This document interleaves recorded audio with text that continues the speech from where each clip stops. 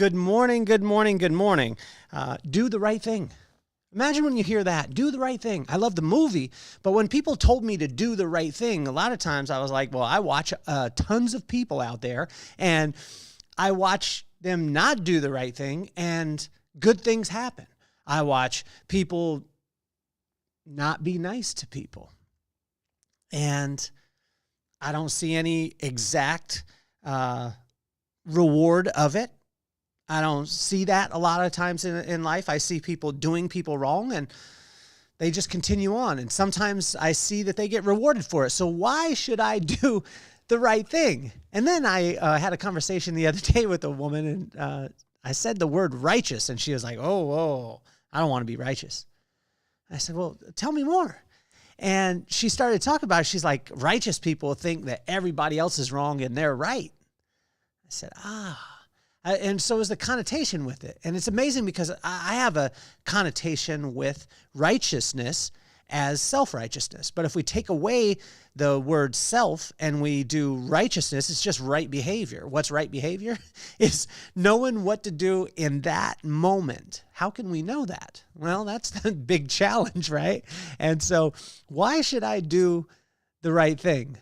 The other day, I jumped on and started to record one of the episodes, and I was ready and I was in, and then I got done, and it was probably one of the most horrible episodes I've ever done.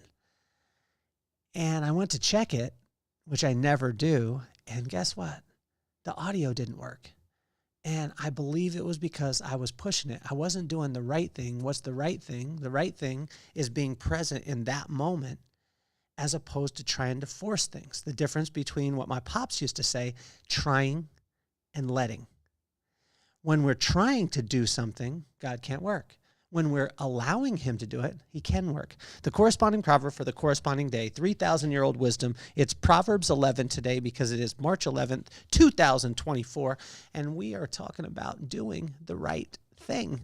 Let's jump right in. There's some questions here because, again, I questioned this and said, hey, why should I be righteous? Or why should I do the right thing? Because I see other people benefiting. And sometimes when I do the right thing, I don't get the reward right away either, like I was talking about. So here were some of the questions is, number one, are you honest? And I don't think there's anything bad with being honest, although sometimes it delays the things that we want. But it helps in the long run. And sometimes I struggle with this, and I don't know if you guys do, but I do. No, the number two question is pride getting in the way? Well, that question is yes. If pride's getting in the way, a lot of times we're not doing the right thing. Question number three is, are you the same in the dark as you are in the light? And this one was a big one, and this one comes from verse 3. Are you honest comes from verse 1 in Proverbs 11. The Lord detests dishonest scales, but accurate weights find favor with him. And is your pride getting in the way? It's verse 2. When pride comes, then comes disgrace, but with humility comes wisdom. And here, are you the same in the dark as you are in the light? And that's verse number 3. The integrity of the upright guides them, but the unfaithful are destroyed by their duplicity. Are you the same in the dark as you are in the light? And these ones were tough because as I asked myself these, I had to say a lot of times, maybe, sometimes no. And as I go on to number 4 is, are you doing the right thing? And that's in verse 4. And it's implicit here, wealth is worthless in the day of wrath, but righteousness delivers from death.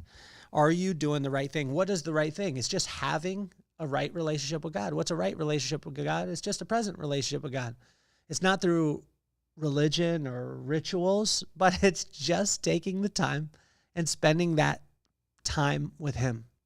And what he let me know the other day when the recording didn't work out was, I wanted to spend time with you. It wasn't for anybody else. It was just for you and I. And you went and tried to push something out. You tried to do something. So allow me to work. Be present with me, and I'll help you to understand what the right thing is.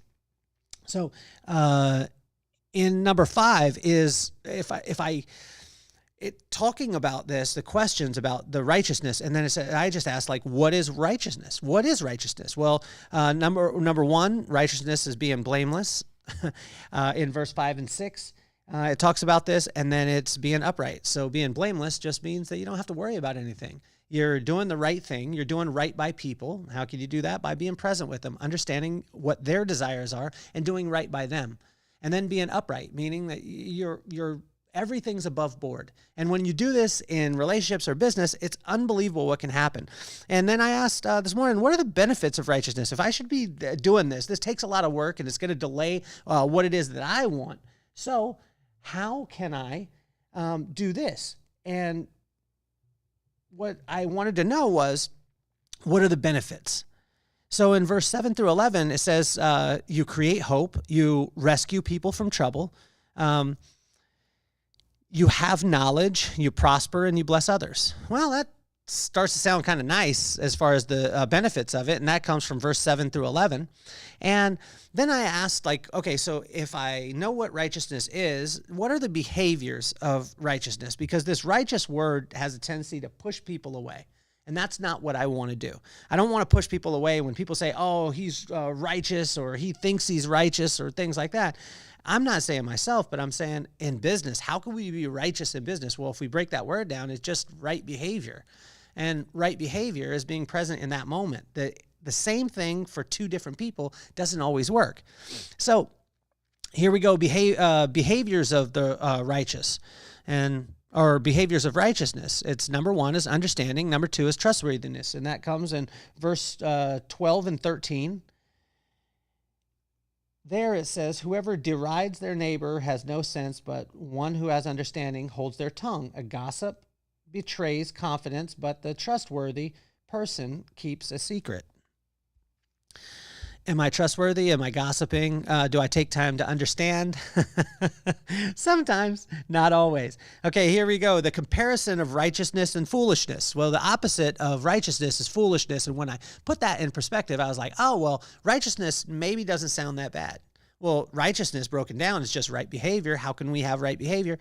Just having a personal relationship with God and just allowing him to work. And imagine that person across from you, if it's at work or if it's at home. Imagine if you just sat and you actually listened to them. You listened to where they were at. So here's the comparison. In verse 14 through 19, it gives kind-hearted or ruthless, kind or cruel, righteous or wicked, life or death. That's pretty simple. Here goes the rewards of the righteous. And it was just one. Verse 21, it says freedom. In 21, it says, be sure of this, the wicked will not go unpunished, but those who are righteous will go free. I struggled with this a lot throughout my life because I'd watch, again, people not doing the right thing, and I would think that they weren't getting rewarded for their behavior. And then I was, if I did the right thing as a kid, which I didn't do all the time, but when I did, I was impatient with it, and I was like, I didn't get what I wanted, so maybe I shouldn't do this. Here's the blueprint for righteous behavior in verse 22 through 26, discretion, desire for good, generosity, and good business. And imagine if you had discretion, desire for good, generosity, and good business. There's nothing bad against that. And then the final thing here was, if this is all good, if I can understand the benefits, the values, the behaviors, why I should be righteous or why a person should be righteous, how can one be righteous, or how can I be righteous? In verse 27 through 31, it says, seek good, put people first, take care of your family, speaks and brings life, and then have wisdom, knowledge, understanding, insight, discretion, and discipline. So it gives the blueprint for it on how to be. And in verse 27 through 31, whoever seeks good finds it, but evil comes to the one who searches for it. Those who trust in their riches will fall, but the righteous will thrive like a green leaf. Whoever brings ruin on their family will inherit the wind, and a fool will be the servant to the wise. The fruit of the righteous is a tree of life, and one who is wise saves lives. If the righteous receive their due on earth, how much more the ungodly and the sinner?